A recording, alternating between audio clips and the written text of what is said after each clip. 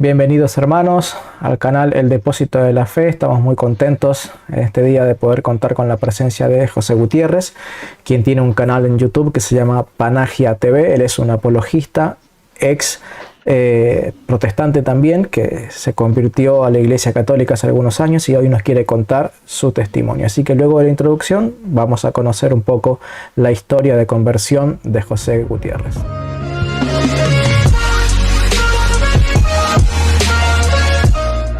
Aquí estamos con nuestro hermano José Gutiérrez. Bienvenido, José, al canal. ¿Cómo estás?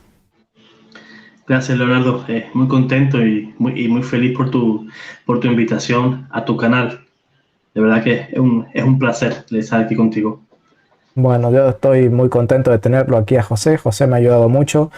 Cuando yo comencé mis primeros pasos en el catolicismo, no me acuerdo cómo fue, pero él me agregó un grupo de WhatsApp que está lleno de hermanos católicos que debatíamos ahí sobre temas de apologética, y realmente me ayudó mucho a conseguir recursos para estudiar. Así que muy agradecido, y una de las formas de agradecerle es poniendo a disposición de todos su testimonio para que otros también conozcan lo que él hace.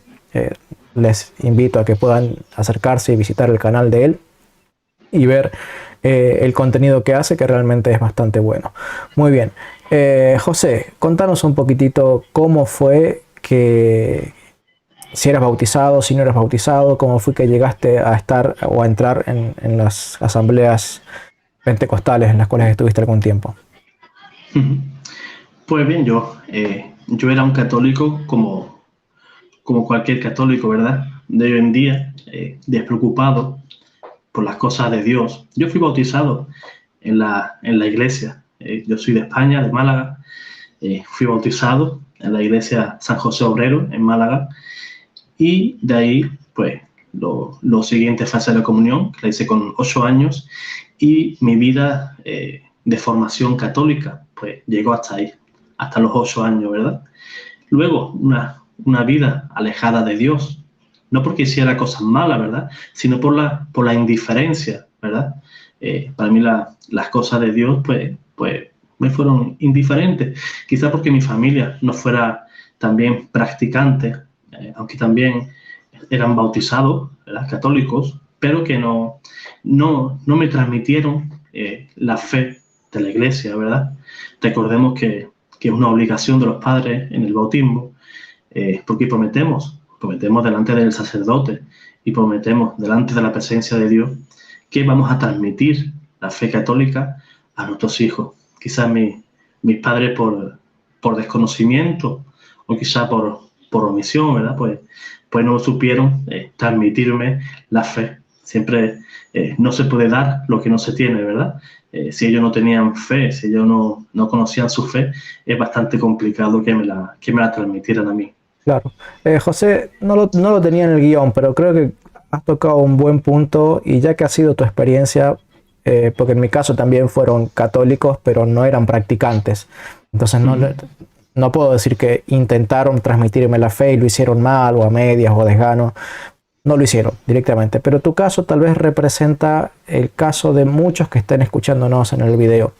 ¿Y qué podrías decirle que representó para vos una mala catequización de parte de tus padres, y en qué pensás que fallaron, y qué crees que tendría que hacer un padre o una madre para que como mínimo puedas decir estas personas están realmente transmitiéndole la fe a sus hijos?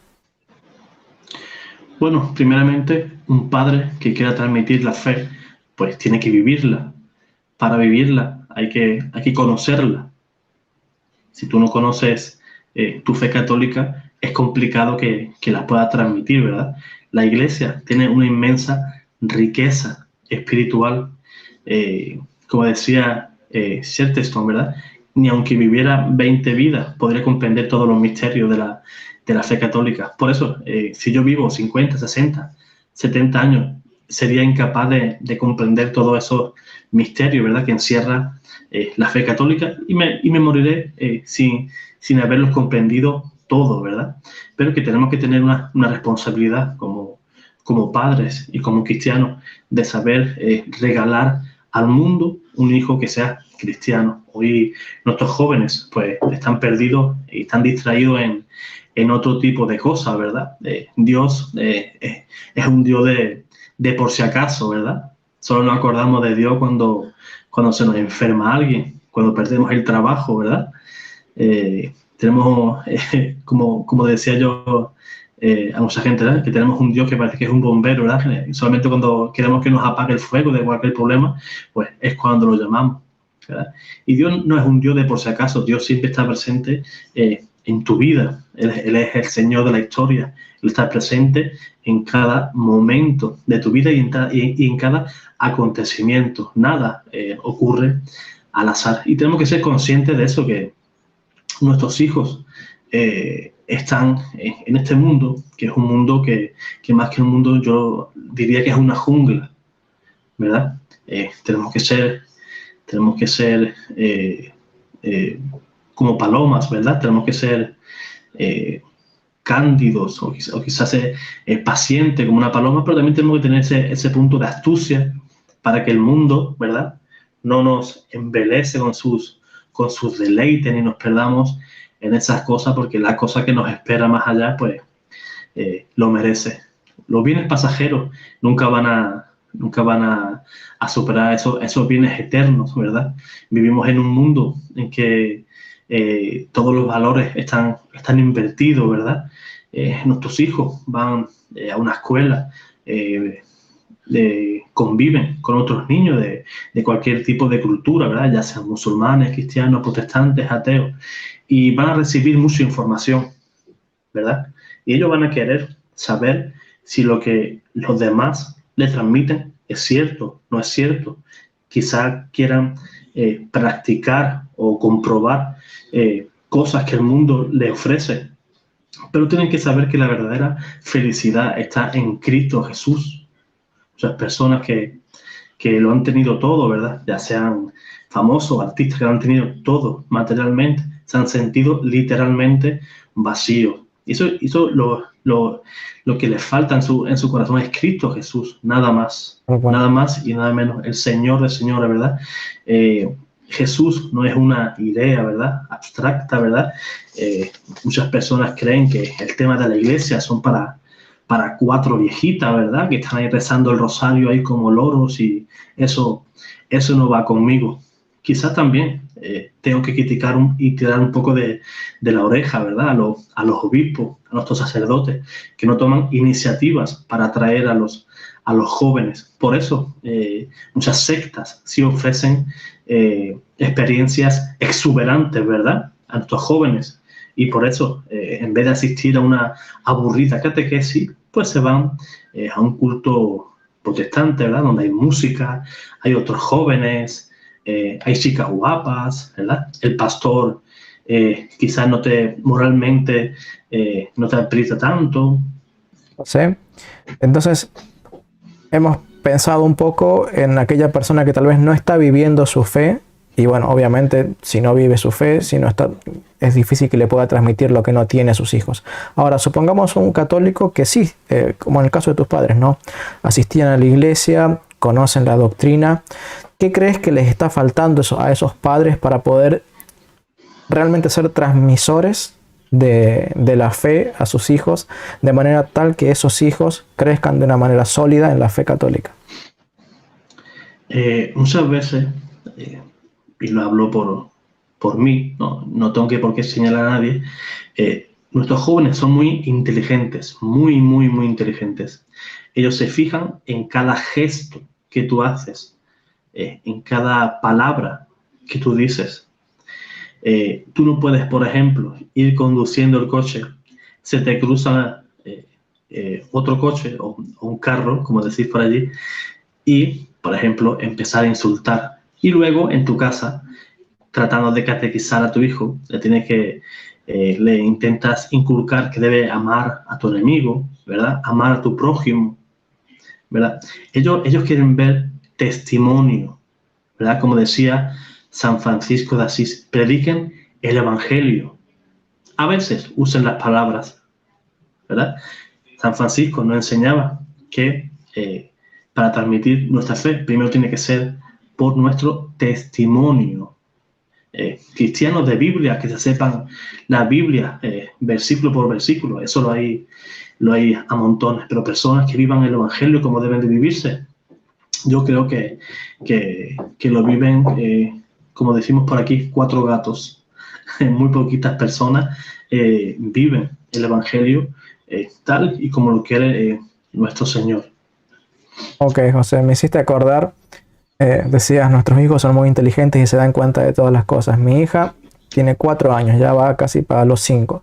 El otro día estaba viendo ella una película acerca de Jesús, un dibujito animado, y cuando lo estaban golpeando a Jesús ahí en el Sanedrín, cuando los sacerdotes y los soldados judíos lo estaban golpeando, ella me preguntó, ¿y por qué no se enojó Jesús? Y me dejó helado. Nunca me imaginé que ella se pudiera dar cuenta de que la actitud de Jesús era tan radicalmente diferente de lo que ella a lo mejor ve en otros dibujitos. ¿Y por qué no se enoja? Le están pegando, pero no se enoja. Y realmente es así como decís, 4 años y ya se fija en esa clase de cosas. José, vos en el momento en que te interrumpí hace un rato, vos nos estabas contando de que, bueno, no recibiste una buena instrucción en tu niñez y después te fuiste al mundo, digamos, o te fuiste atrapado directamente por los pentecostales. ¿Cómo fue? ¿Tuviste un tiempo ahí en donde estabas sin Dios, sin ninguna forma de religión, o directamente de los católicos te fuiste a los pentecostales? No, yo era un católico sin formación, ¿verdad? Yo cuando iba a la iglesia era para cualquier boda, para cualquier comunión de algún familiar, pero hasta ahí. Yo viví hasta los cerca de 30 años alejado de cualquier práctica religiosa. Luego, a través de unos problemas personales, ¿verdad? Y mi búsqueda interior, porque yo tenía una búsqueda interior de Dios, ¿verdad? Yo sentía sed de Dios, yo tenía muchas preguntas de las cuales no tenía respuesta, ¿verdad? Como por ejemplo, yo siempre he sido muy interesado, por ejemplo, en las experiencias cercanas a la muerte, y yo no tenía idea que todas esas respuestas me las daba Jesús. Yo podía ver, por ejemplo, el libro de Raymond Moody, no sé si lo habrán leído, el cual habla de personas que contaban su experiencia después de la muerte, ¿verdad? Y yo siempre he tenido una búsqueda, ¿verdad? Una búsqueda espiritual, pero no sabía dónde hallarla. Y a través de esa confusión, pues podía parar a una iglesia pentecostal, a raíz de que mi mujer también empezó a visitarla. Ella me invitó y yo en mi ignorancia, pues no me pareció nada malo, incluso me parecía bueno, ¿verdad? Y asistí a esa iglesia, ¿verdad? Mi primera impresión cuando yo llegué a esa iglesia fue el tipo de culto, ¿verdad? Yo no era un católico practicante, pero yo sí sabía lo que se realizaba en misa, ¿verdad? Todo era silencio, ¿verdad? Había una liturgia, ¿verdad? Había un sacerdote, había un orden. Pero cuando yo me inicié en esta iglesia, pues aquello me desconcertó. Primeramente, por su falta de sacralidad. Yo entré, aquello era una nave industrial, ¿verdad? Una nave como la que se puede tener cualquier empresa de construcción o de cualquier cosa. Y me llamó y me impactó primeramente eso, ¿verdad? La falta de sacralidad. No veía imágenes, ninguna. El silencio brillaba por su ausencia. Todo era música, mucha gente bailando, había gente que saltaba, luego había momentitos en los cuales las personas daban gracias a Dios, luego llegaba el turno de la palabra, ¿verdad? En el cual el pastor o la pastora se explayaba, ¿verdad? Nuestras homilías en la Iglesia Católica duran apenas 10 minutos a lo sumo. y allí el pastor pues podía estar tranquilamente 2 horas, 2 horas y media, leyendo versículos bíblicos sin conexión ninguna para tratar, ¿verdad?, de dar un mensaje. Un mensaje que con el tiempo me di cuenta que era un mensaje carente, ¿verdad?, del propósito con el cual vino Jesús. El mensaje de Cristo principalmente es la buena nueva, el evangelio, ¿verdad?, el reino de los cielos. Y allí simplemente en esta secta pues te daban un sermoncito de superación personal, ¿verdad? Que sí, que tienes que ser bueno, porque Jesús hizo esto, tenemos que imitarlo. Una serie de pautas en las cuales pues yo sentía que en 2 horas y media que estaba escuchando al pastor o la pastora, a mí aquello pues no me llenaba. Era una experiencia exuberante, porque luego había mucha música, oraban, imponían las manos sobre las personas, oraban por la salud, por trabajo, pues aquello no me parecía malo. Están orando por mí, por mi salud, están orando para que encuentre un empleo, están orando por mi familia. Yo no veía en aquello nada malo. Pero luego, a través de estudiando las escrituras, pues me vi que aquello era un mensaje hueco, ¿verdad? Y que me di cuenta también que el cuerpo de doctrina, con el tiempo, claro, me di cuenta que no tenía nada que ver con la doctrina de nuestro Señor Jesús. Si leemos la Sagrada Escritura y la comparamos con las enseñanzas que ellos daban, pues no tenía nada que ver. María tenía hijos. La iglesia es la gran prostituta. No existen los sacerdotes, una relación directa. Pues la escritura es como yo la entienda, ¿verdad? No necesitamos ningún magisterio porque el Señor me ilumina a través de su Espíritu, y el Espíritu es el que me ilumina para yo dar el mensaje a los hermanos, ¿verdad? Una relación directa, ¿verdad?, del individuo con Dios. Ya no hablemos del perdón de los pecados, ¿verdad? Pues era bastante facilito. Yo hoy podría pecar y me encierro en mi dormitorio, le pido perdón a Dios y listo, ya fui perdonado. Mañana puedo volver a repetir el mismo pecado. No había ni propósito de enmienda, nada por el estilo.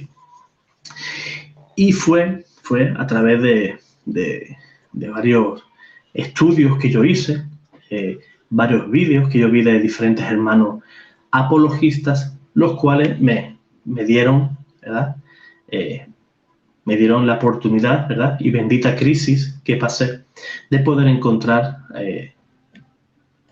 la iglesia de Cristo, ¿verdad? Y Okay. fueron, como ya hemos dicho antes, que por diferentes problemas, ¿verdad?, pues yo vine a estudiar, me despertó también, ¿verdad?, esa especie de hambre por Dios. Dice San Pío de Pietrelcina que bendito sea el problema que tuviste, o bendita la enfermedad que te trajo a Cristo. Muchas veces esos problemas hay que agradecer mucho a Dios el haberlos tenido, porque quizás en esos tiempos de desierto, y también pasa uno, ¿verdad?, donde te sientes solo, ¿verdad?, no encuentras apoyo de nadie, al final encuentras el consuelo, y el consuelo que te puede llenar, pues el de Cristo Jesús, nada más y nada menos. Ok, gracias, José. Bueno, a ver, nos has contado un poco entonces de tu infancia dentro de la Iglesia Católica, tu escasa formación, que eso te llevó a tener, no sé, deseos de conocer el mundo, estuviste muchos años fuera de la iglesia, situaciones diferentes de la vida te hicieron despertar el interés por las cosas de Dios y por alguna razón te topaste con los pentecostales y caíste ahí. Ahora, vos nos mencionaste que encontraste mensajes del pastor que no encajaban mucho con el propósito que vos después, al día de hoy, con más estudio y más conocimiento, podés descubrir que tiene la Biblia. ¿Estaba preparado ese pastor? ¿Notabas que ese pastor era un hombre preparado en la palabra de Dios, independientemente de que tenga o no doctrina correcta, más o menos errada o extremadamente errada? ¿Él era un hombre que se preocupaba realmente o era un bla, bla, bla, bla? Hay personas que se creen que el primero que te venga con una Biblia bajo el brazo, pues viene con lo correcto, ¿verdad? Y piensan que es buena persona y viene con un buen propósito. Pero a día de hoy, y si yo miro hacia atrás, todo aquello era un puro bla, bla, bla.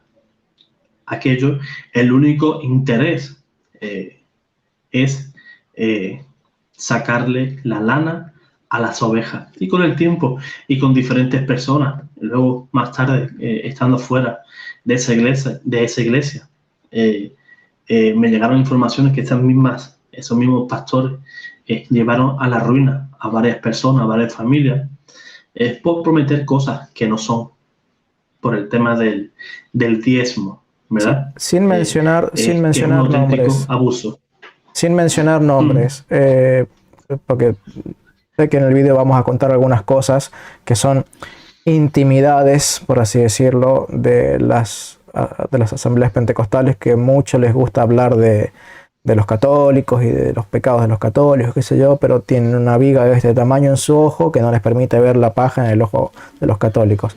Entonces, como para que la gente se entere y se dé cuenta de que la miseria humana afecta a católicos y a no católicos, ¿sí? Que todos tenemos falsos pastores, falsos sacerdotes, personas que buscan el dinero y personas que realmente, sinceramente, están buscando a Dios, aunque no siempre lo hagan con la doctrina correcta. Entonces, contanos un poquito de estas cosas, cómo es que llevaron a la ruina a estas familias, con cosas como que las llevaron a la ruina. Claro, porque ellos tergiversan, ¿verdad? Tuercen las escrituras. Si esas personas creen que ese pastor va de buena fe y le muestran versículos bíblicos, porque se los muestran, y tú en tu ignorancia pues les crees. Yo, por ejemplo, a mí me citaban Malaquías, ¿verdad? El famoso Malaquías, capítulo 3, versículo 8. ¿Robará el hombre a Dios? Yo, después de cerca de 30 años fuera de la iglesia, me viene este pastor y me dice que estoy robando a Dios. Pues eso impacta. Eso crea un impacto y te crea culpabilidad. Y tú quieres ajustar cuentas con Dios. Y ellos te dicen que para ajustar esas cuentas, pues tienes que dar tu 10% de tu salario. Ese salario que a ti te cuesta tanto sacar con el sudor de tu frente.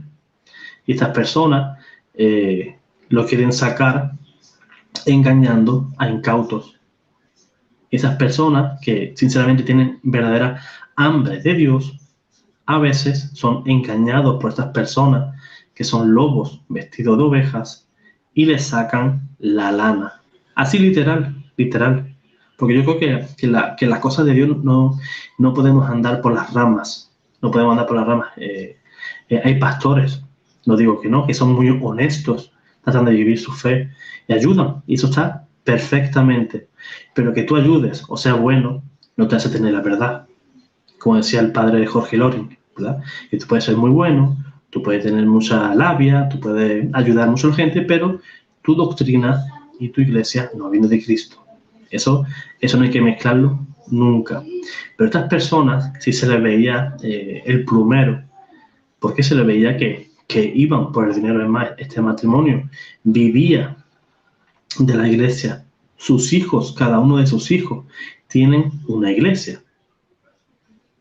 Está la iglesia madre, luego esa iglesia pues extendió sus tentáculos.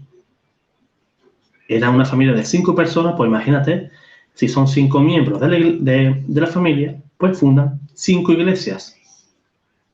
Esas 5 iglesias, aun siendo totalmente diferentes, ¿verdad? Y funcionan cada uno por separado, pero al final aquello que lo que se convierte prácticamente es una sucursal bancaria. Suelta tu diezmo en el alfajolí y le sacan textos, digámoslo, oscuros sobre el diezmo, pero esconden ciertos versículos que son los que iluminan y dan luz a lo que significa el verdadero diezmo que se daba en el Antiguo Testamento, que ya lo hablaremos también en este vídeo. Sí, quiero contarle a los que nos están escuchando que hemos acordado con José que él haga un mini estudio sobre el tema del diezmo, basándonos un poco en lo que dice la Biblia, lo que dicen los padres de la iglesia y cómo es que a veces se puede usar la palabra diezmo, pero en contextos completamente diferentes, en donde en uno es el amor a Dios y otro es la codicia del pastor que solamente quiere llenarse los bolsillos. Una cosita que mencionaba José, que yo te había comentado que te iba a preguntar. Vos mencionabas que esta congregación de este pastor se dividió en no sé si 4 más y quedaron 5 en total, o eran 5 más la original.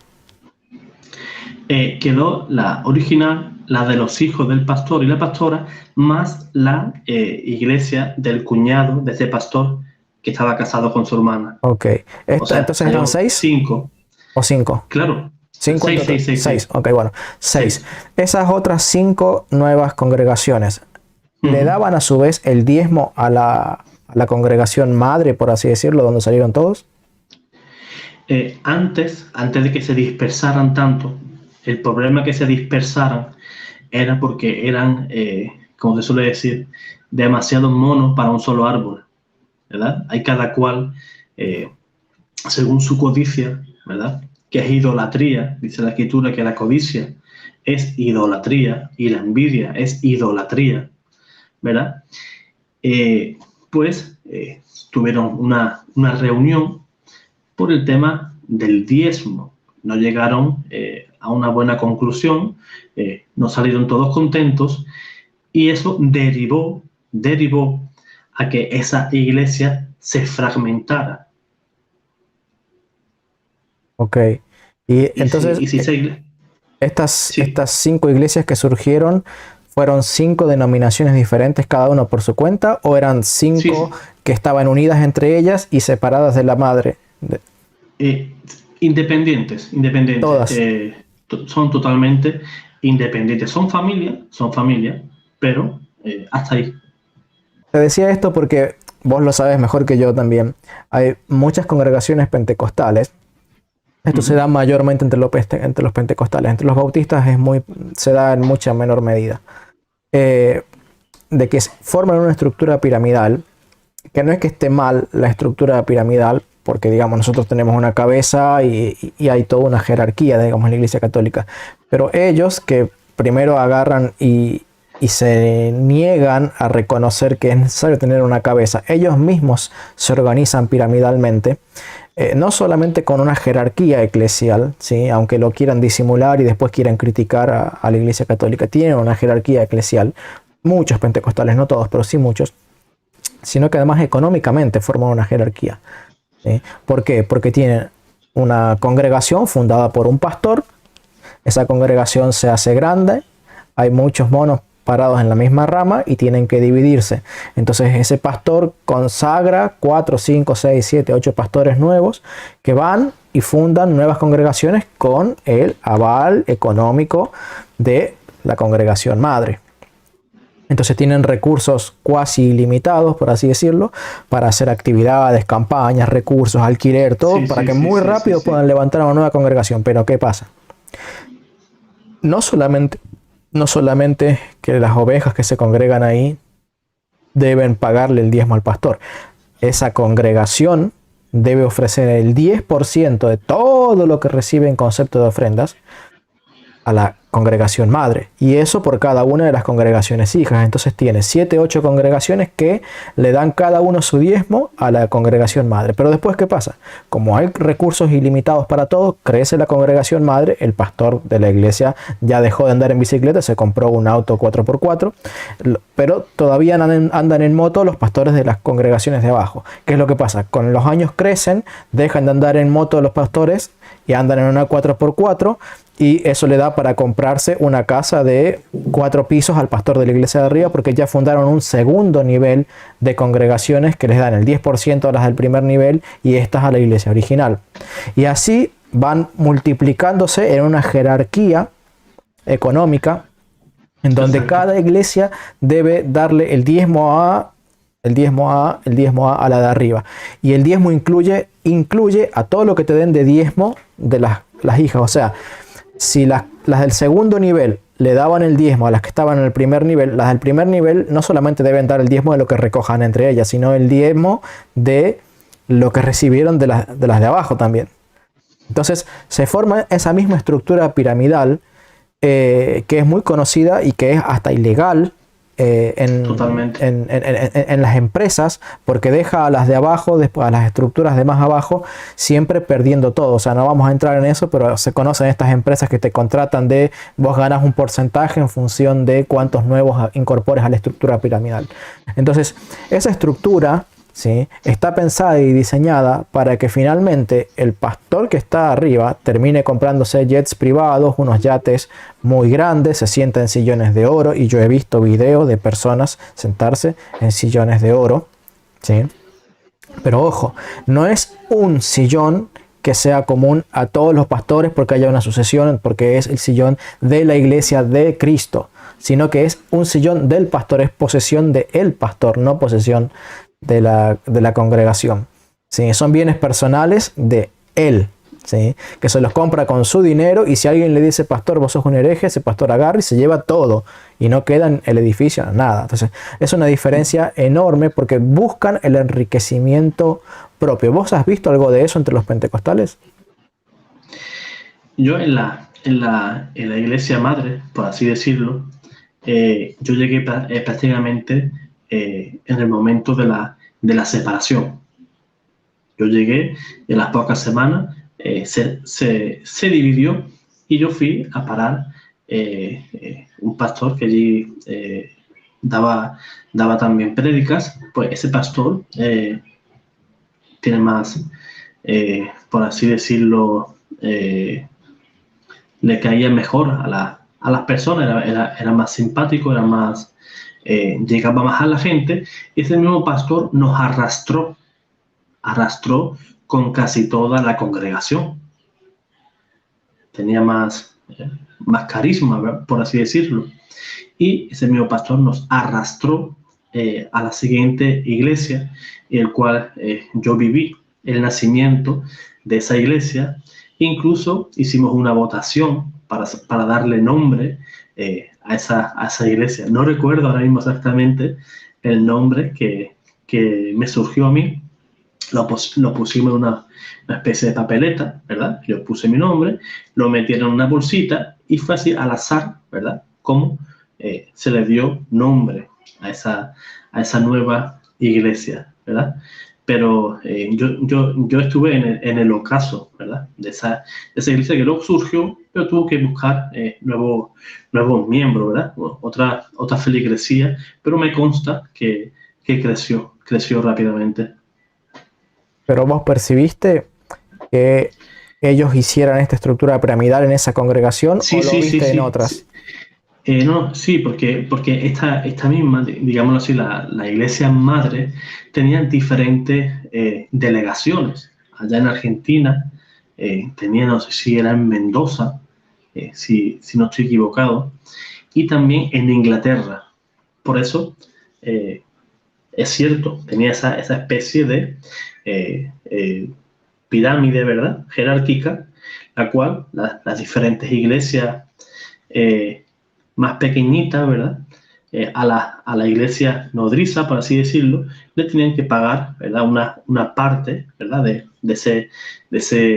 esos ingresos económicos que tenían a través de los diezmos. Y sí, estos pastores se enriquecían. Yo veía que tenían buenos coches, tenían buenos instrumentos musicales, pagaban un alto alquiler, porque esa nave era de bastante metros cuadrados, eran bastante grandes, y se pagaba un alquiler bastante alto.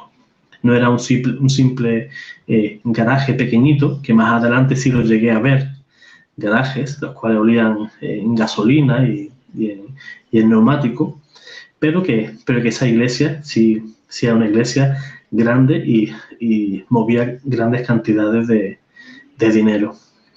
Pasando un poco a lo teológico, José, hablando de esta estructura piramidal, ¿no? ¿Quién permitía o no permitía que surgiera un pastor nuevo? ¿Y qué nivel de permisos se necesitaban para que surgiera otra nueva congregación? O sea, ¿había permisos o cualquiera abría cualquier congregación? Ahí mayormente el pastor, ¿verdad? El pastor con mayor jerarquía, que era el marido de la pastora, ¿verdad? Era el gran jerarca de allí. Y luego, cuando la iglesia se dividió, el pastor que surgió y que hizo esta nueva iglesia, pues cuando veía que cualquier persona que tenía cierta capacidad comunicativa, pues le solían preguntar si quería ser ungido, ¿verdad? Como pastor, ¿verdad? En una ocasión, ¿verdad? Incluso me lo llegaron a proponer. Yo lo veía bastante grande, ¿verdad? Aunque yo sí tenía verdadera gana de transmitir la palabra de Dios. Incluso en esta denominación llegué a asistir a hospitales, ¿verdad? Para tratar de evangelizar, ¿verdad? Y aunque nos miraban con caras extrañas, pues, pero yo lo hacía con buen gusto y con ganas de transmitir el amor de Dios. Una de las cosas que llama la atención y le gusta a la gente es que te involucras, ¿verdad? Ellos en cierta manera te involucran, ¿verdad? En su iglesia, y así tú te sientes parte de ella, y así en cierta manera te cuesta más trabajo dejarla, ¿verdad? Y más cuando si eres una persona que tratas de buscar a Dios y ayudar a las personas. Yo sinceramente esa cosa la he hecho de menos en la iglesia, ¿verdad? Ese grado de participación, que aunque existen grupos parroquiales, ¿verdad?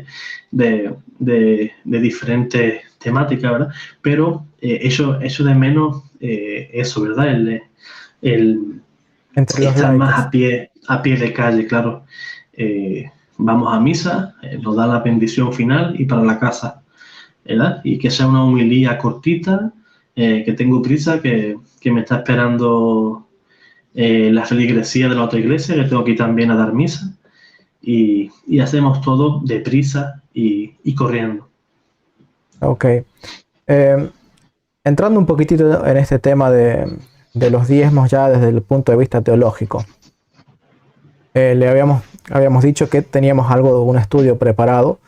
¿Qué podrías decirnos acerca de la enseñanza de la iglesia? Porque ya entendemos que para los pentecostales, y en esto hay diversidad de pentecostales, están los que te piden el diezmo estrictamente, pero que queda a tu conciencia, están los que te dicen, bueno, es una ofrenda, da más o menos aproximadamente el 10%, y están los que te piden hasta el recibo de sueldo, ¿sí? Y para comprobar que, y hasta, bueno, nada, y tiene que ser conforme al neto y no al bruto. O sea, perdón, al bruto y no al neto, es decir, no me vengas a descontar a mí tus impuestos porque es un problema tuyo, el tema de los impuestos.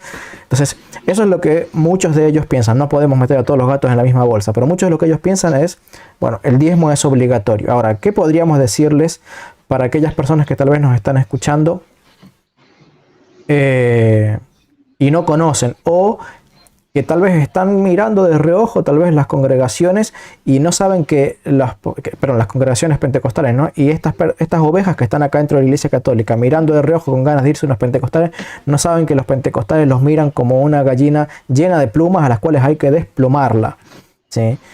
Económicamente hablando. Entonces, ¿qué podrías decirnos del significado de la palabra diezmo en la Biblia, en la Iglesia a lo largo de los siglos, y tal vez aportar algunas refutaciones a algunas acusaciones típicas en contra de la Iglesia Católica? En primer lugar, hay que diferenciar claramente lo que es el diezmo que pide las iglesias protestantes y el diezmo que pide la Iglesia Católica. Lo protestante es una imposición y llegan a manipular la escritura para tratar también de manipular al individuo. Te crean una culpabilidad en cierta manera y te hace ser, digámoslo así, deudor de Dios. Ellos suelen usar ¿cómo se llamaba? No recuerdo ahora, lo hemos dicho antes. Malaquías, perdón. Ellos suelen citar a Malaquías, capítulo 3, versículo 8, en el cual dice, ¿robará el hombre a Dios? Ellos ya empiezan con esa manipulación. ¿En qué? ¿En qué le hemos robado a Dios? Le hemos robado en los diezmos y en las ofrendas. Pero, en primer lugar, tenemos que entender qué es el diezmo bíblico, porque el pastor es muy bíblico. Él dice basarse en la Escritura, ¿verdad? Si nos basamos en la Escritura, nos daremos cuenta que el diezmo nunca, pero nunca fue en dinero. Jamás fue en dinero. ¿En qué consistía el diezmo? Y eso lo vamos a leer en Levítico, capítulo 27, versículo 30. Y consistía en apartar para Dios las semillas de la tierra, como los frutos de los árboles, son cosas sagradas para el Señor. Y si leemos 2 versículos después de Levítico 27, en el versículo 32, dice: todo diezmo de ganado mayor o menor, es decir, cada décima cabeza que pasa bajo el cayado, es cosa sagrada al Señor. Y una cosa muy importante, si hay algún hermano protestante que nos está escuchando, esto es de una importancia en mi manera de sentirlo, fundamental. ¿Quién era el beneficiario de ese diezmo? El pastor protestante, la pastora, el diácono de tu iglesia. La Biblia es muy clara. Dice en Números, capítulo 18, versículo 21, dice: a los hijos de Leví les doy en herencia todos los diezmos de Israel a cambio de su servicio que prestan en la tienda del encuentro. Los hijos de Leví, los sacerdotes levitas, recordemos que no tenían heredad, ¿verdad? Y el Señor les daba en heredad todos los frutos, ya sea de semillas, tierras, de frutos de árboles y ganado, y se lo daban para el sustento de esos sacerdotes levitas. Y tú, hermano protestante, si me estás viendo, pregúntale a tu pastor si pertenece a esa tribu de Leví, si un sacerdote levita, a ver lo que te dice. Sin duda se quedará callado. ¿Dónde se almacenaba ese diezmo, verdad? Recordemos que no es dinero. Si estás dando dinero, te están robando. No eres tú que robas a Dios, sino es el pastor que te roba a ti, y de una manera descarada.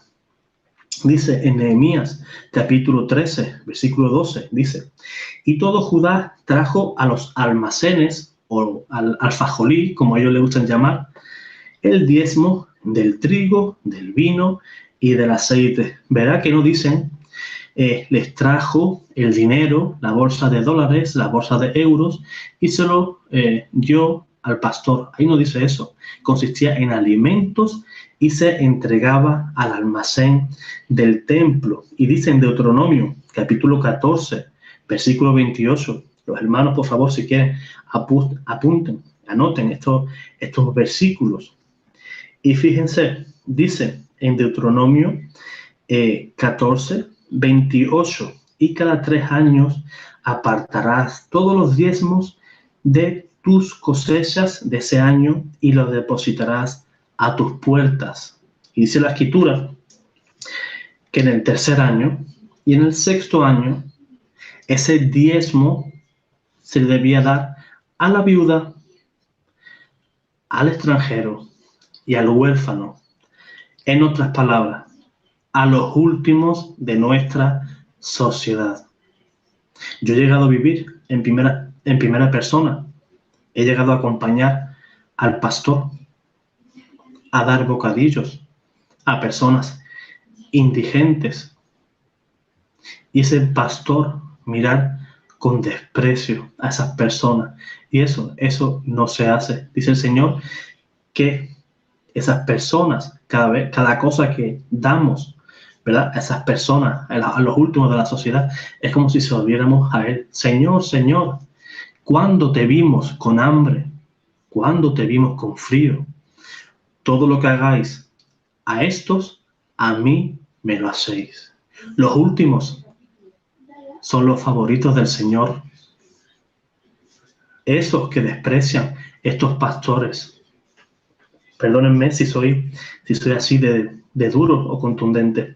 Fíjense, vamos a leer San Mateo 23, 23 y vamos a hacer una comparación. Estas palabras perfectamente se las podría decir el Señor a cualquier pastor protestante. Dice San Mateo 23, 23. Ay de vosotros, escribas y fariseos, hipócritas, que pagáis el diezmo de la menta, del aneto, del comino, y descuidáis lo más importante de la ley, la justicia, la misericordia y la fe. Esto es lo que había que practicar sin descuidar aquello. Los fariseos se dedicaban, ¿verdad?, a tratar de llevar la ley hasta las últimas consecuencias, ¿verdad? Daban el diezmo hasta de lo más insignificante, ¿verdad?, de un comino, de una hoja de menta, y descuidaban a los últimos de la sociedad de aquel tiempo. Y además podemos caer en un pecado de omisión, en el sentido cual, si yo cobro mi nómina, ¿verdad?, yo cobro mi sueldo este mes, todos sabemos que en las circunstancias que estamos, pues nos tenemos que apretar el cinturón, ¿verdad? Vivimos tiempos difíciles. Y tienes que darle tu 10% al pastor, ¿verdad? Tú ya vives ajustado, ¿verdad? Tienes un sueldo ajustado, apenas te da para vivir, pero tú le das tu parte al pastor, pero mañana tu hijo necesita unos zapatos, necesita un libro de texto para el colegio, y tú no lo tienes. Estás cometiendo un grave pecado. Dice 1 Timoteo, capítulo 5, versículo 8, dice lo siguiente: si alguien no cuida de los suyos, principalmente de sus familiares, tu mujer, tus hijos, tus padres, ha renegado de la fe y es peor que un infiel. Sí, es muy importante esto que decís, José, ¿no? Porque vos fíjate que en la doctrina evangélica, en el solo por fe, vos podés creer y asentir con una fe intelectual, pero este tema de renegar de la fe para muchos bautistas y pentecostales también solamente tiene que ver con cuando vos apostatás por adorar al César como un dios.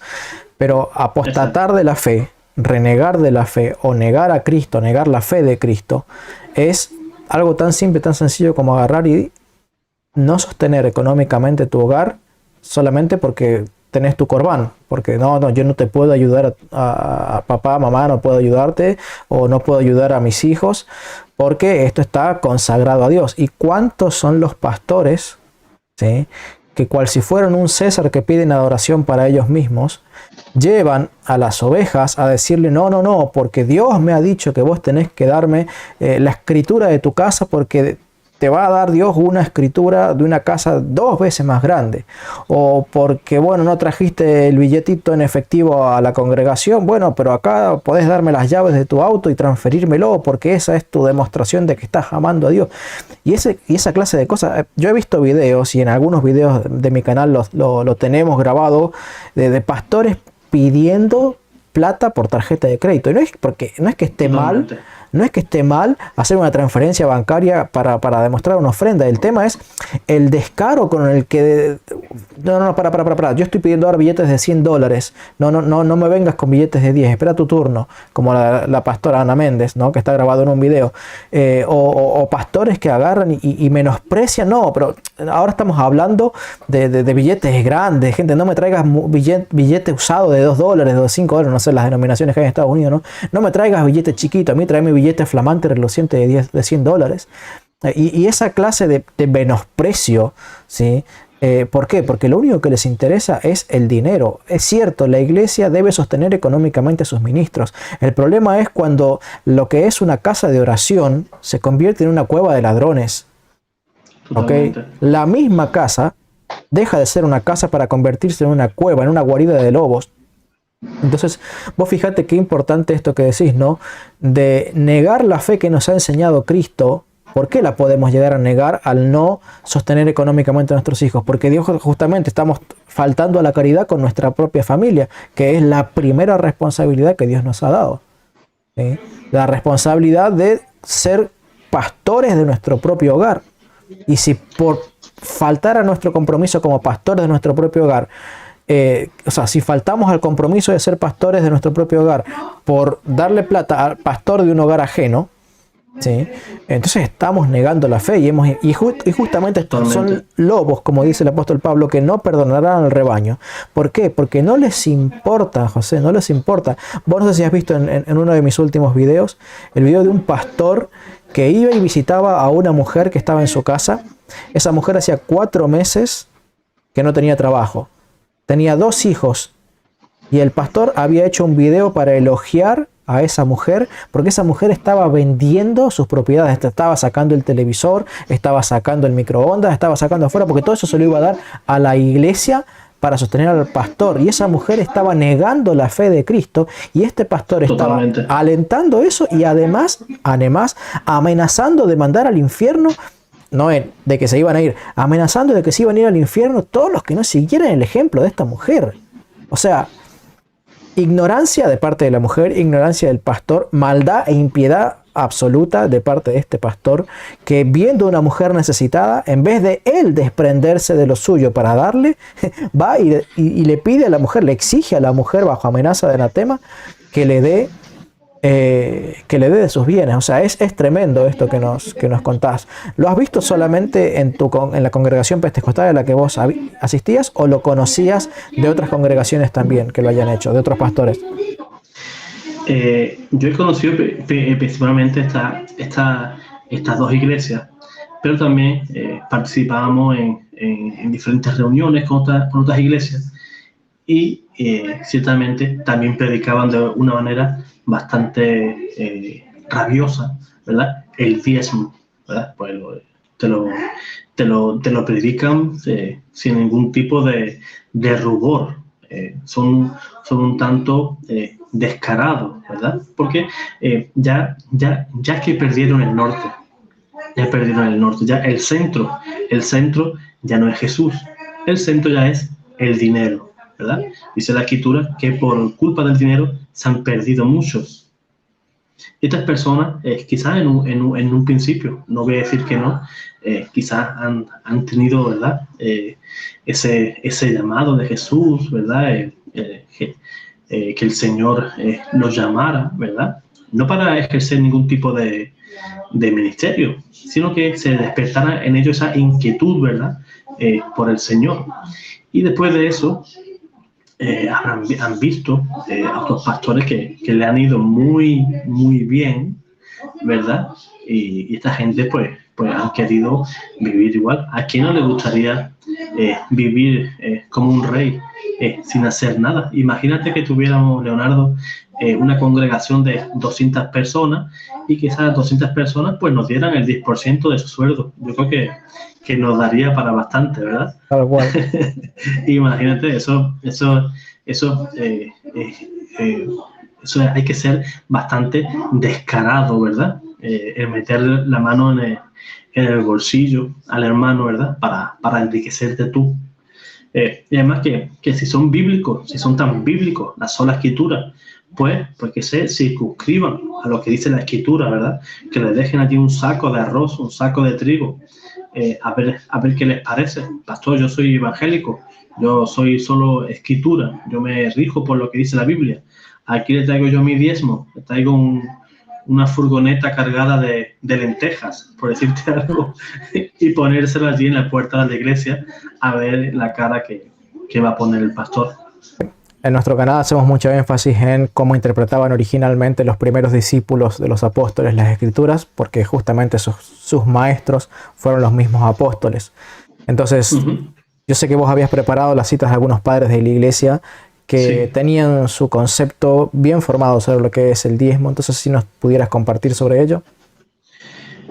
Sí, tenemos que recordar que durante los primeros 3 siglos de la iglesia no pidió ningún diezmo, y te voy a leer algunos padres, ¿verdad? Que hablaban más, ¿verdad? De lo que es una ayuda, ¿verdad? A lo que es la iglesia. Te voy a dar algunos pasajes, por ejemplo, San Justino Mártir, que vivió en el siglo II, y dice lo siguiente: los que son acaudalados ayudan a todos los menesterosos, los pudientes y todos los que quieran dar ofrendas, cada uno según les parezca, ¿verdad? Esto nos recuerda al pasaje de 1 de Corintios, capítulo 16, ¿verdad?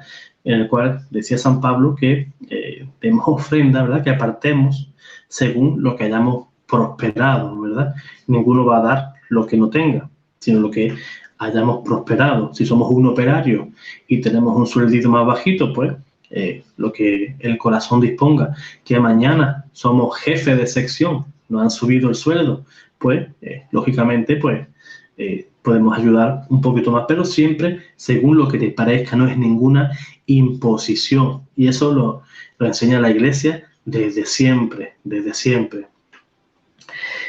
San Ireneo de Lyon, que vivió también principios del siglo II, decía lo siguiente: los primeros tenían dedicados a lo sagrado solamente la 10ª parte de sus bienes. Habla de los judíos. Mientras que los que recibieron la libertad, o sea, nosotros, los cristianos, destinan todos sus bienes para uso del Señor, como aquella viuda pobre que echó su sustento en la sala del tesoro de Dios. Eso lo escribió en su tratado contra las herejías. Tertuliano, también allá por el año 160, dijo lo siguiente: aunque tenemos una especie de caja, sus ingresos no provienen de cuotas fijas, como si con ello se pusiera un precio a la religión, sino que cada uno, si quiere o si puede, aporta una pequeña cantidad el día señalado de cada mes o cuando quiere. En esto no hay obligación alguna. Qué curioso, perdón, José. Me llama la atención esa cita, no la recordaba, pero los evangélicos que tanto critican a la Iglesia Católica de que vende los sacramentos son gratuitos. Los sacramentos es un error de algún sacerdote que lo pudiera hacer. Si no, yo no te bautizo si no me pagas tanto, o no te confieso si no me pagas tanto. En la Iglesia Católica es así. Me llamó la atención, ¿no? Cuando, claro, el pueblo de Israel tenía por obligación el 10% y el resto era para gasto de yo. O sea, acá ya no somos dueños de nosotros mismos, ni de nuestro tiempo, ni de nuestros ingresos, según lo que nos acabas de leer en la cita de Tertuliano, sino que todo lo que tenemos es del Señor y uno lo administra dando una porción a uno, una porción a otro, para el beneficio de la casa. A veces no siempre es posible dar dinero, pero lo que se puede dar es tiempo. ¿Sí? Exacto. Hay personas que a lo mejor podrían llegar a donar con mucha facilidad $500, ¿sí? Pero donan tanto tiempo a la obra que representa mucho más que $500 en relación a lo que gana esa persona al mes.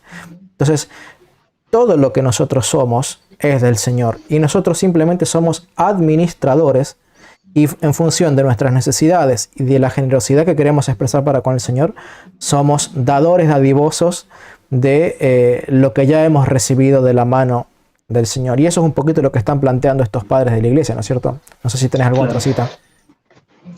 Sí, hay alguno más, pero primeramente aclarar a los hermanos, ¿verdad? Que el diezmo que se daba en el Antiguo Testamento era una imposición, ¿verdad? Era un precepto de la ley. En el Nuevo Testamento ya vivimos por la gracia, ¿verdad? Estamos bajo la gracia. O sea, lo que tú des lo vas a dar por amor, por caridad. Y de caridad, la Iglesia Católica es la campeona. No hay ninguna iglesia, no hay ninguna institución en el mundo que ayude y aporte más que la Iglesia Católica, por mucho que digan algunos, que vendan los cuadros del Vaticano, que tienen mucha riqueza, que si tal, que si para allá, que si para... son cuentos chinos. La Iglesia es la mayor, digámoslo así, ONG que puede existir en el mundo. Todos los hospitales, ¿verdad? Que sostiene orfanatos. Es que no hay parangón en caridad, en ayuda al prójimo, a la iglesia, no le gana nadie. José, y sigamos, sí. José, pero para ilustrar un poquitito más esto que vos decís, ¿no? Los hermanos, es cierto, los hermanos separados insultan, critican y que la riqueza del Vaticano. Ahora, si supieran que lo que la iglesia tiene de oro en la copa o en el cáliz con el que celebra la misa, que solo son en ciertas capillas, no capillas, sino en ciertas iglesias muy específicas del mundo, que puede ser que haya cierta cantidad de oro en el Vaticano. Ahora, eso es una proporción pero tan minúscula en comparación de lo que la iglesia da en caridad, que es pero absolutamente indigno de ser siquiera mencionado las riquezas del Vaticano. ¿Sí? Porque mientras que es como comparar, mira, decir que Bill Gates, una vez escuché una comparación, ¿no? Nosotros nos agachamos para buscar una moneda de $1 que nos encontramos en el piso, sí, una moneda, no sé si la moneda es de $1, ¿no? Pero suponete que hubiera una moneda de $1. Entonces, nosotros no nos agacharíamos por una moneda de 10 centavos, pero sí nos agacharíamos por una moneda de $1 o una moneda de $2. Bueno, la riqueza de Bill Gates es tan grande que él solo se agacharía para agarrar un fajo de $50,000 a $100,000. Fuera de eso, es para él como una moneda de 10 centavos. Ahora, la cantidad de dinero que la Iglesia Católica da en concepto de obras misioneras, llevar el Evangelio a las zonas remotas, porque no tiene 2 o 3 o 4 misioneros, tiene miles de misioneros.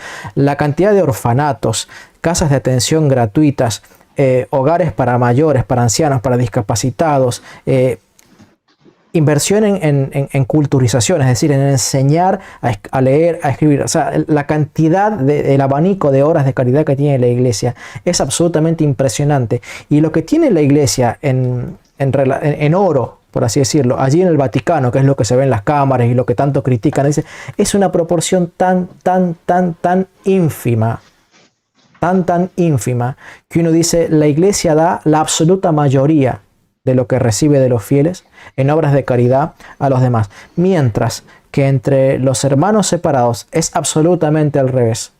absolutamente al revés. Se gastan la plata en un equipo de sonido brutal, en el avión privado del pastor, en algunos casos avión privado de los diáconos, un edificio que es más grande que un estadio de fútbol, ¿sí? Y de esas las mega iglesias, ¿no? Y ni te cuento después de la cantidad de plata que invierten en cosas para ellos, ¿no? Inversiones aquí, inversiones allá. Entonces, la proporción de generosidad o egoísmo que hay entre la Iglesia Católica y en los hermanos separados es absolutamente abismal. Es como la diferencia entre el cielo y el infierno. Por eso, con ningún derecho se puede acusar a la Iglesia de ser egoísta, de que si tuvieran que dar el oro que tienen en el Vaticano, solucionarían el problema de pobreza del mundo. Pero es mentira, porque la Iglesia da la mayor parte de lo que recibe en obras de caridad. No sé si tenés algo más para añadir o seguir con lo de los padres, José. A colación, sí, a colación de lo que has dicho, que dicen que el Vaticano es rico. El Vaticano lleva varios años en números rojos. Eso para todas aquellas personas que les gustan los números. El Vaticano lleva años en números rojos y endeudándose cada año más. Así que no sé de dónde sacan todos esos millones, ¿verdad? Que dicen que acabarían con la pobreza del mundo. Pero bueno, ya esas cosas se las dejamos a otro. Pues quería darte también, darte lectura de la Didascalía Apostolorum del siglo III, ¿verdad? Es un libro que tenía la creencia de que había sido escrito en el Concilio de Jerusalén, fíjense, por los apóstoles. Se cree que es eso, ¿verdad? Y dice lo siguiente, dice: aparten ofrendas, diezmos y primicias a Cristo, el verdadero sumo sacerdote, y a sus ministros, diezmos de salvación para él. Hoy las abluciones son ofrecidas mediante los obispos al Señor, porque ellos son sus sumos sacerdotes, porque los sacerdotes y levitas ahora son los ancianos o presbíteros, diáconos y también los huérfanos y viudas. Aquí, si le damos veracidad a este documento, los apóstoles habían traspasado, digamos, ese derecho, ¿verdad?, que tenía en el Antiguo Testamento el sacerdote levita, y lo traspasaría a lo que son los sacerdotes del Nuevo Testamento, o sea, el sacerdocio católico que hoy conocemos, ¿verdad? Porque el sacerdote, por mucho que muchos digan, viven con un sueldo que está por debajo del sueldo mínimo interprofesional. Muchos se creen que ser sacerdote hoy en día, pues, sea un chollo. El único chollo que sí puede ser es porque quizá no se casen. Pero fuera de eso, los sacerdotes prácticamente viven de su trabajo. Muchas personas, cuando, como bien has dicho, ¿verdad?, cuando van a recibir un sacramento, ¿verdad?, y se le pide cualquier estipendio, ¿verdad?, cualquier donación voluntaria. Siempre aclaremos que es una donación voluntaria, ¿verdad? Porque, claro, se abre la iglesia. La iglesia se tiene que adornar. Hay una iluminación, hay un gasto eléctrico, ¿verdad? Y los católicos, pues, somos muy del puño cerrado, ¿verdad? No nos gusta apoyar a la iglesia, pero cuando nos vamos al lado contrario, a las iglesias evangélicas, pues somos un poquito más de mano suelta, ¿verdad? Damos con más facilidad. Hijos del rigor. Hijos del rigor. José, estas cosas en su momento vos las empezaste a estudiar, tal vez no con el nivel de conocimiento que las tenés hoy, pero vos me habías contado que fue un poco lo que te movió el piso estando entre los pentecostales y te sacó de los pentecostales y empezó a dirigir de nuevo tu camino a la Iglesia Católica. ¿Podrías contarnos un poco más en detalle eso? Sí. Yo veía que en cada culto, ¿verdad?, en cada predicación que daba, pues se atacaba mucho a la iglesia. Atacaban la Eucaristía, el papado, la virginidad perpetua de María, la presencia real de nuestro Señor en en la Eucaristía. Y yo, pues, yo quería saber si lo que me estaban contando era cierto o no era cierto, si la Iglesia Católica era tan mentirosa como ellos decían, o ellos eran los que me mentían. Pues bien, yo me iba a bibliotecas, todo eso de una manera autodidáctica, ¿verdad? Que no, yo no preguntaba a nadie, sino que yo buscaba información por mi cuenta. Yo me iba a bibliotecas, llegaron a mis manos también vídeos de nuestro hermano Fran Morera, Fernando Casanova, y cuando Fran Morera pues explicaba, por ejemplo, las cartas de San Ignacio, San Ireneo, San Justino, y yo me daba cuenta que esa doctrina es la misma doctrina que enseñaba la Iglesia hoy, 21 siglos después. Y a mí eso me creó una crisis, ¿verdad? Una crisis interior, y cada ataque para mí se convertía en una nueva oportunidad de investigación. Y todo hermano que tenga dudas, ya sea protestante, que tenga dudas sobre si está en el sitio correcto, que tenga cuidado porque engancha, porque vas tirando del hilo y vas descubriendo cosas, ¿verdad? Te vas dando cuenta del significado de la Eucaristía que tenía en los primeros siglos. Esos primeros cristianos creían de manera literal que Cristo estaba presente en la Sagrada Eucaristía y no dudaban incluso en dar su vida, por su fe. Cosas que hoy no nos atrevemos de dar $1 en misa, pero ellos daban la vida, y eran conscientes de ello y daban la vida por Cristo y no lo dudaban. También el tema de la confesión, ¿verdad? Yo veía que todas las iglesias eran contrarias, todas estaban de acuerdo en una cosa, como ya hemos hablado del diezmo, ¿verdad? Pero es que todas también atacaban a la iglesia. Pero yo también he descubierto que desde el siglo I la iglesia siempre ha sido perseguida. Siempre. No ha habido periodo en estos 2000 años que la iglesia no haya sido perseguida. En los primeros siglos, el Imperio Romano, ¿verdad? Si seguimos avanzando durante los siglos, hemos podido ver como el comunismo, el nazismo, el ateísmo, ahora en nuestros días, la ideología de género, todos atacan, los protestantes atacan a la iglesia. Parece que, ¿verdad? Y la iglesia, nunca jamás he escuchado a un sacerdote, al papa, de salir a quejarse. Déjennos en paz porque ya está bien, tanta calumnia, difamación. Eso me recuerda a lo que te dijo a ti tu niña, ¿verdad? Papá, yo veo cómo pegan al Señor en la película y el Señor, ¿por qué no se da la vuelta y les dices algo? La iglesia, que es el cuerpo sufriente de Cristo, actúa de la misma manera, aún siendo golpeada con nuestros pecados, por los mismos católicos, por nuestros propios pecados, seguimos golpeando, ya no el cuerpo físico de Cristo, sino el cuerpo místico de Cristo, que es la iglesia, y seguimos golpeándolo. Y Cristo sigue sangrando, se sigue doliendo por nuestros pecados, ¿verdad? Y la iglesia es fiel a su fundador, a nuestro Señor Jesús.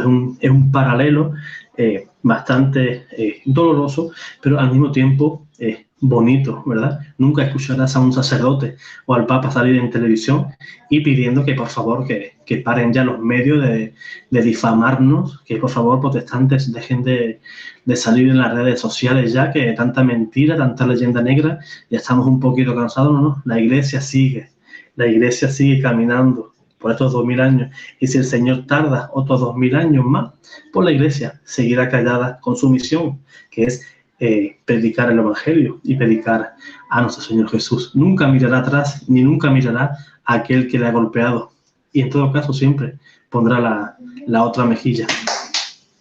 Y finalmente,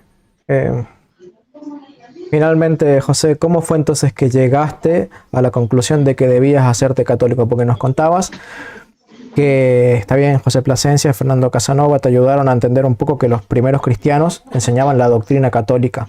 ¿Cómo fue entonces? Está bien, ahora me doy cuenta de que la Iglesia Católica tiene la verdad. ¿Cómo fue esa transición para abandonar a los pentecostales y entrar a la comunión de vuelta con el Señor? Bueno, fue una experiencia traumática. A mí me trajo problemas en casa, el dar este paso. Pero yo, honestamente, yo estaba en la responsabilidad de darlo, ¿verdad? A mí se me dio muy duro, muy duro. Incluso muchos hermanos llegaban a decir que mi alma no era un alma que estuviera destinada al cielo, ¿verdad? Es que es duro, es duro el dejar una iglesia protestante. Incluso el mismo pastor me dijo que yo era un anatema por dejar la iglesia. Pero yo confío y confiaba en el Señor, que si el Señor ha puesto en mi corazón eso, pues el llamarme a su iglesia, pues tengo que seguir, aunque me golpeen, aunque me sigan difamando, seguir caminando, ¿verdad? Porque aunque muchos digan que el Espíritu de Dios, el Espíritu Santo es el que saca a las personas de la iglesia, no es así, no es así. El Espíritu Santo te llama a la unidad de la iglesia. No saca a nadie. El que saca gente de la iglesia es otro espíritu, no es el Espíritu Santo de Dios. Eso que nos quede bastante claro. José, muchos hermanos separados, cuando ven algún video de un testimonio, puede llegar a ocurrir incluso cuando subamos este video al canal, ha ocurrido con los testimonios de otras personas que han dado su testimonio en mi canal, siempre dicen, oh, ahora este se salió de las iglesias de Cristo y ahora se va a las borracheras, se va al libertinaje, se va... ¿Vos crees? Dos preguntas. ¿Vos crees que ser católico, pero católico de verdad, ¿no es cierto? ¿Crees que ser católico de verdad es más fácil o más difícil que ser evangélico? Primera pregunta. Segunda, ¿vos crees que el problema es que vos no estabas viviendo la doctrina católica antes de conocer a los pentecostales? ¿O que algún otro problema? Es decir, ¿vos te fuiste por ignorancia de la iglesia católica o te fuiste porque la iglesia evangélica, entre comillas, es más iglesia y mejor iglesia que los católicos? Bien, es mucho más difícil ser católico que ser evangélico. Es mucho más difícil. Primero, por las críticas. Te van a señalar, te van a decir que eres un borracho, ¿verdad? Que eres un mujeriego. Sabiendo tú que eso no es así. Eso se llama calumnia y eso no es correcto. Yo dejé de ser, no era católico, fui bautizado católico, hice la comunión como católico, pero no vivía mi fe, y dejé mi fe por no alimentarla, por ignorancia, porque al final todos nos vamos por ignorancia, por no conocer nuestra fe. No conocemos esos primeros rudimentos de la fe. Si tú supieras realmente que Cristo está realmente en la Sagrada Eucaristía, que lo comulgas, comes su cuerpo, su alma, su sangre, su divinidad, ¿tú te crees que si tú crees eso, te vas a ir mañana a una iglesia protestante?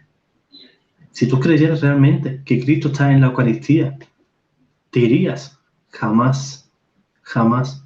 Yo veo tristemente en misa que yo veo que la gente comulga, pero no sabe que comulgan, no saben lo que es. Sí, le dan un cachito de pan, sí, preciosas palabras del sacerdote en la consagración, pero no saben realmente lo que significa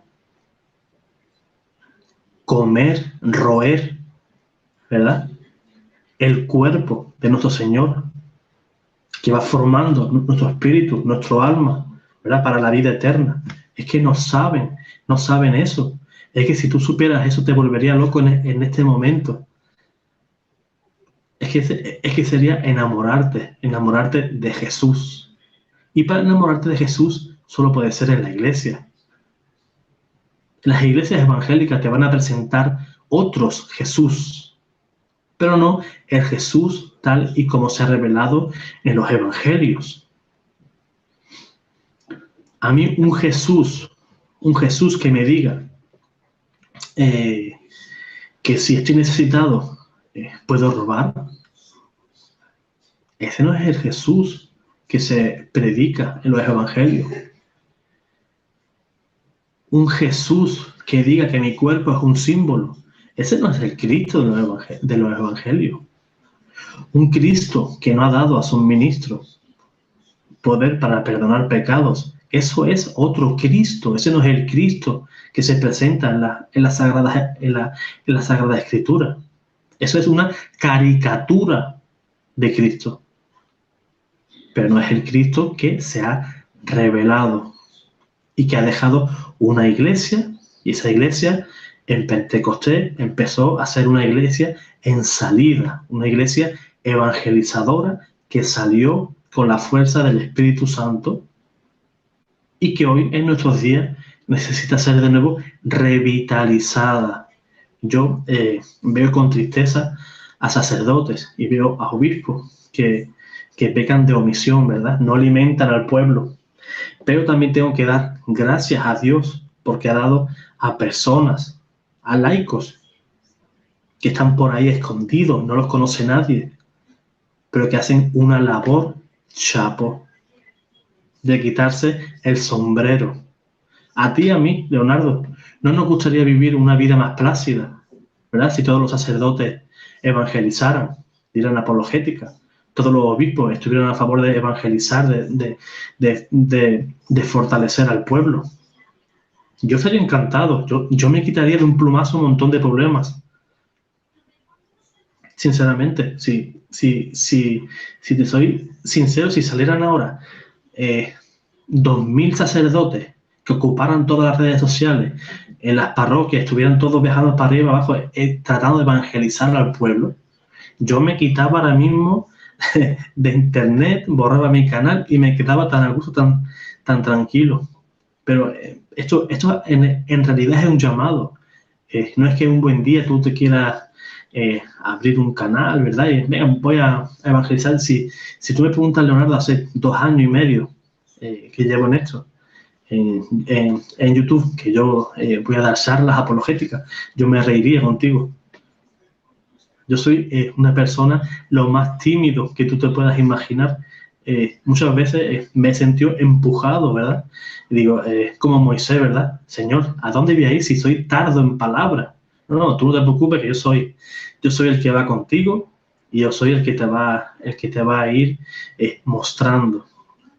Es así. Yo me siento en esa tesitura, ¿verdad? Como Moisés. Señor, ¿a dónde voy yo? Señor, si tú no me acompañas, yo no voy a ningún sitio. No voy a ningún lado. Yo por mí mismo me quedaría en casa tan tranquilo. Muy bien, José. Bueno, José, te agradezco que nos hayas compartido. Sabemos que la vida como católico tiene sus desafíos, y más que uno viene del protestantismo y tal vez tiene familiares más cercanos o más lejanos que todavía siguen en el protestantismo. José tiene familiares que todavía están en el protestantismo y que forman parte, digamos, de estos aguijones en la carne que tenemos para que el Señor nos ayude a mantenernos humildes. Les pido estén orando por José, por su vida, para que el Señor le sostenga en medio de las tormentas, para que el Señor le ayude a tener un testimonio de santidad, porque realmente la tarea de ser católico fiel, habiendo pertenecido al bando de los enemigos de la Iglesia de Cristo, es realmente muy difícil. Bueno, hasta aquí llegamos con el testimonio. Esperamos que pueda haber sido de bendición a las personas que nos han estado oyendo. Es un testimonio diferente en algunos aspectos a otros que hemos compartido, pero igual con la intención siempre de que podamos ser de edificación para el pueblo de Jesucristo. Que Dios les bendiga, les acompañe. Muchas gracias, José, por estar con nosotros en esta ocasión. Gracias a ti, Leonardo. Viva Cristo Rey y que el Señor guarde a su iglesia en medio de tantas dificultades. Amén.